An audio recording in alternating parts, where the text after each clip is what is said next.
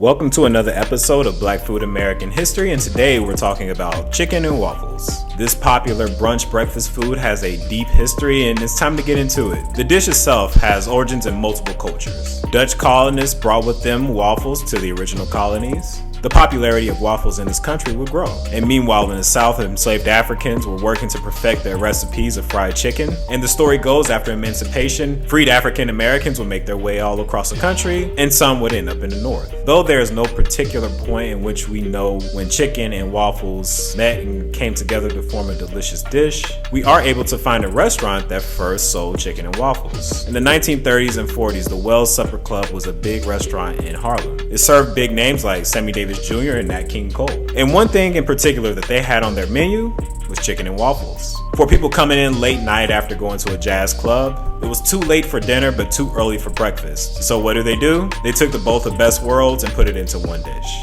Now this dish was an immediate hit, so much so, Herb Hudson would take this dish and take it all the way to California. And in California, Herb would open a restaurant called Roscoe's Chicken and Waffles in 1975. And Roscoe's Chicken and Waffles has fed many people, including some famous celebrities like Red Fox, President Barack Obama, Snoop Dogg, and the list goes on and on. They currently have 7 locations and business is doing well. And of course, many other restaurants across the country have their own version of chicken and waffles. Some really great, some not so great, but we have to remember the history of chicken and waffles themselves. We have to give credit where credit is due and thank Dutch colonists for bringing waffles to this country. However, without the ingenuity and the creativity of black folks, this dish would not exist. The Wells Supper Club combined both of these dishes to create one amazing between breakfast and dinner meal, which then made its way to the West Coast to create the symbolic restaurant Roscoe's Chicken and Waffles, and now it has spread across the country. Like, follow, and share, and let me know in the comments who has the best chicken and waffles. Peace, y'all.